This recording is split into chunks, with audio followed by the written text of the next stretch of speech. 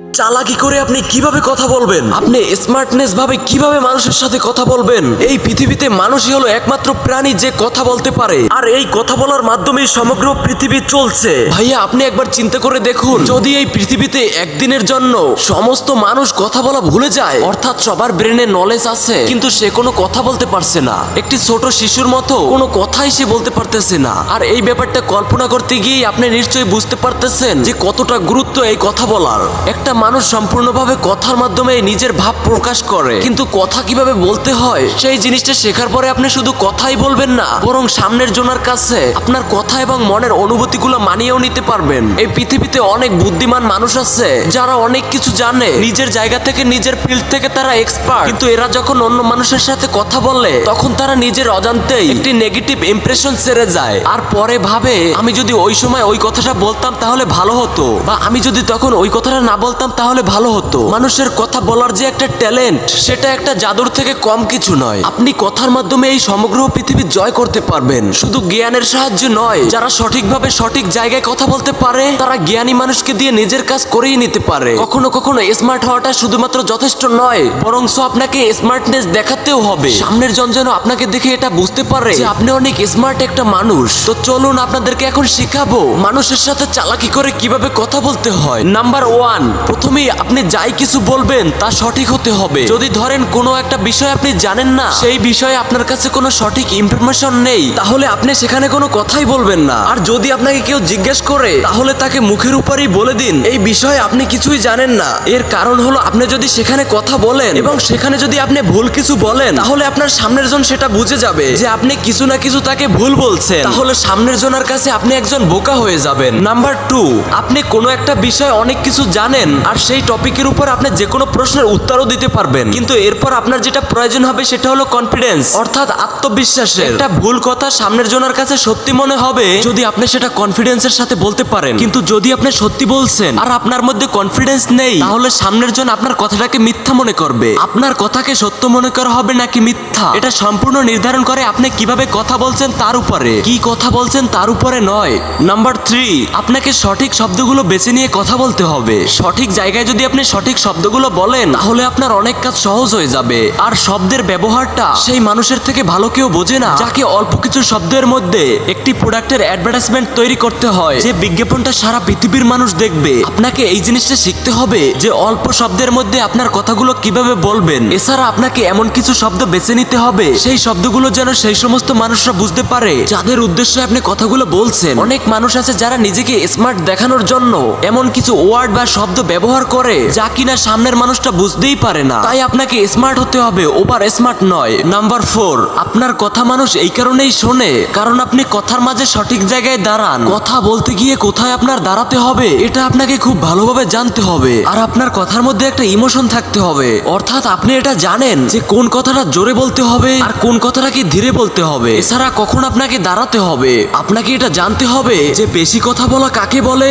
আর ভালো কথা বলা কাকে বলে। নাম্বার 5, আপনার কথাটা তখনই ইন্টারেস্টিং হয়ে উঠবে যখন আপনি এটা শিখে যাবেন যে আপনাকে কিভাবে কথা বলতে হবে, আর কিভাবে কথা বলতে হবে আপনি কি কথা বলছেন তার উপরেই নির্ভর করবে। আপনার কথা বলার স্টাইলটা প্রত্যেক জায়গায় আলাদা আলাদা হতে হবে। নাম্বার 6, যদি আপনি কথা বলার সময় সামনের মানুষটার চোখের দিকে না তাকান তাহলে আপনি নিজেই ক্ষতি করছেন। সামনের জন হয়তো ভাববে যে আপনি কথাটা শেষ করার চেষ্টা করতেছেন, আর যদি আপনি কোনো মানুষের চোখের দিকে তাকিয়ে না কথা বলতে পারেন তাহলে আপনার কথাটি সামনের মানুষটি বিশ্বাস করতে চাইবে না। তাই আপনাকে সামনের মানুষটির চোখে চোখ রেখে কথা বলতে শিখতে হবে। আপনাকে কথা বলতে হবে রাজার মতো করে, আর পরিশ্রম করতে হবে একটা গোলামের মতো করে। নাম্বার 7, কিছু মানুষের মধ্যে একটা সমস্যা আছে, যে মানুষ যে কথাটা বলছে তার চেহারার মধ্যে সেই ইমোশনটা দেখা যায় না, আর যদি ইমোশন থাকে তাহলে তার কথার সঙ্গে ম্যাচ করে না। আমরা চ্যাট করার সময় ইমোজি ব্যবহার করি, আর ইমোজি ব্যবহার করার কারণে আমাদের কনভারসেশনটা একটু ইন্টারেস্টিং হয়ে ওঠে। ঠিক একইভাবে আপনি যখন কথা বলবেন তখন আপনার কথার সঙ্গে চেহারার ইমোশন একই রকমের থাকতে হবে। নাম্বার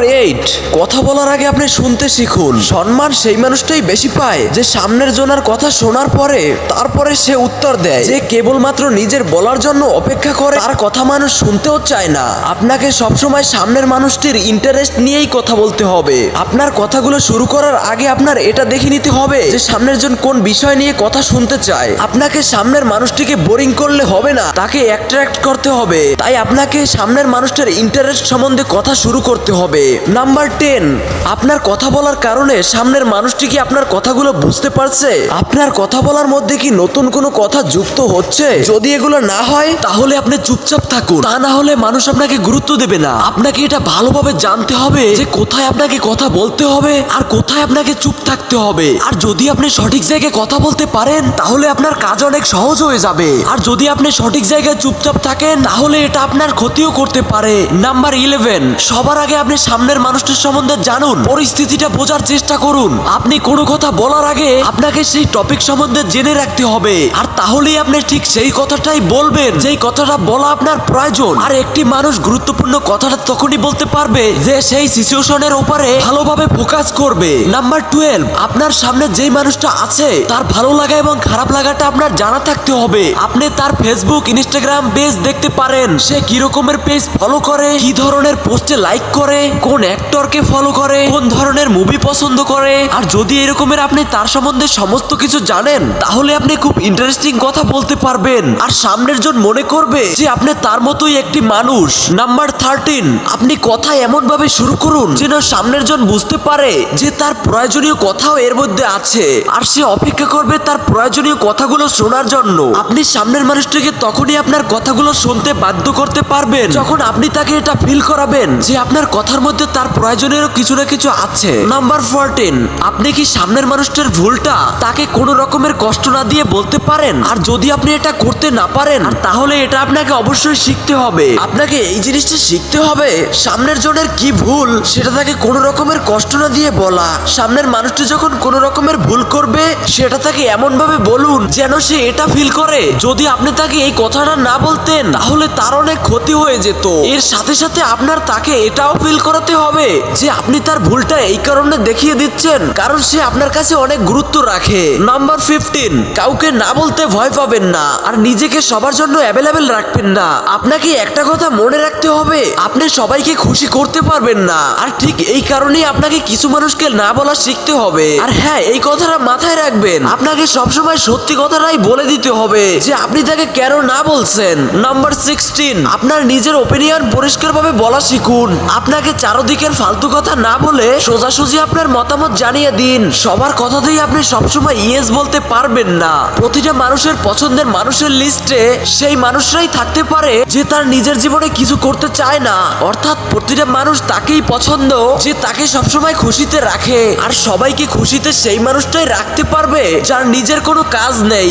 একজন বিজনেসম্যান অন্য মানুষদের মাঝে মাঝে কষ্ট দেয়। যদি আপনাকে সবাইকে খুশি রাখতে হয় তাহলে আপনি আইসক্রিম বিক্রি করুন, আপনার বিজনেস করার কোনো প্রয়োজন নেই। এখন আপনিই ভেবে দেখুন আপনি কি করবেন। নাম্বার 17, যখন আপনি কথা বলবেন তখন কাউকে আপনি বুঝতে দিবেন না যে আপনি একটা সাধারণ একটা মানুষ। আপনার বয়স কম হলেও আপনি আপনার কথা বলার মাধ্যমে, কথা বলার স্টাইলে ম্যাচিউর হয়ে উঠতে পারেন। তাই আপনাকে কথার শক্তি, কথা বলার পদ্ধতি এই দুটোকেই খুব ভালোভাবে ব্যবহার করতে হবে। আপনার সামনের জন জানে এটা বুঝতে পারে যে আপনি যেই কথাটা বলছেন যে আপনি সেই কথাটা আর পরিবর্তন করবেন না, আর সামনের মানুষটা আপনাকে কখনোই হালকাভাবে নেবে না। আপনি নিজেকে খুব পাওয়ারফুল দেখাতে পারেন কেবলমাত্র আপনি কথা বলার মাধ্যমে। নাম্বার 18, একটি রিসার্চে দেখা গেছে যেই মানুষগুলো পরিস্থিতি অনুযায়ী ড্রেস পরতে পারে তারা অন্য মানুষের থেকে স্মার্ট হয়ে ওঠে। আপনি কেবলমাত্র আপনার কথা দিয়ে কিংবা আপনার চিন্তা দিয়ে স্মার্ট তৈরি হন না, বরং আপনার ড্রেস দিয়ে অন্যের সামনে আপনি স্মার্ট তৈরি করতে পারেন। আপনি যতই স্মার্ট হন না কেন, যদি আপনার পোশাকের প্রতি নলেজ না থাকে তাহলে এটা আপনাকে অনেক জায়গায় পিছনে নিয়ে আসতে পারে। কারণ যখন প্রথম আপনাকে কেউ দেখে তখন কিন্তু সামনের মানুষটা আপনার বাহ্যিক চেহারাটাই দেখে, সে আপনার চিন্তাগুলো দেখতে পায় না। নাম্বার 19, একটি রিসার্চ থেকে দেখা গেছে যারা ফানি হয় তারা অন্য মানুষদের থেকে একটু ইন্টেলিজেন্ট এবং স্মার্ট হয়। তাই আপনাকে সেন্স অফ হিউম্যানকে ডেভেলপ করতে হবে। আপনাকে প্রতিটি পরিস্থিতিতেই কিছু ফানি কথা বলা শিখতে হবে। যখন আপনার জোকস শুনে সামনের মানুষগুলো হাসবে তখন তারা একটা কানেকশন অনুভব করবে আপনার সাথে, আর তারা আপনাকে পছন্দও করবে। নাম্বার 20, সবসময় যতটুকু প্রয়োজন ততটুকুই বলুন, অতিরিক্ত কথা বলার কোনো প্রয়োজন নেই। আপনি যখনই কথা বলবেন তখন পরিবেশটা এমন তৈরি করে রাখুন যেন সবাই আপনার কথা শোনার জন্য অপেক্ষা করছে। আর কথা বলার সময় আপনার বডি ল্যাঙ্গুয়েজের দিকেও মনোযোগ দিতে হবে। আপনি কিভাবে দাঁড়িয়ে আছেন, যদি বসে আছেন তাহলে কিভাবে বসে আছেন, আপনার কথা বলার সময় কিভাবে হাত নাড়াচ্ছেন, আপনি যেই কথাগুলো বলছেন সেই কথাগুলোর সাথে আপনার বডি ল্যাঙ্গুয়েজ মিলে যেতে হবে। আর এইগুলোর প্রতি যদি আপনি খেয়াল রাখেন তাহলে আপনি যেই কথা বলছেন তাহলে সেটা অনেক ইন্টারেস্টিং হয়ে উঠবে। তো ভাইয়া, এই ছিল কথা বলা নিয়ে কিছু পয়েন্ট। আমার এই পয়েন্টগুলো ফলো করলে আশা করি অনেক পরিবর্তন আসবে আপনার কথা বলাতে। এই কথা বলা নিয়ে অনেক পয়েন্টই বাকি আছে, আপনারা চাইলে এই ভিডিওর পার্ট 2 নিয়ে আসতে পারি। এখন আপনারাই জানান কমেন্ট করে পার্ট 2 নিয়ে আসবো কিনা। আর হ্যাঁ, মনে করে ভিডিওটিতে একটা লাইক দিয়েন। সবাই ভালো থাকেন, সুস্থ থাকেন, বাই। কথা হচ্ছে নতুন কোনো ভিডিওতে।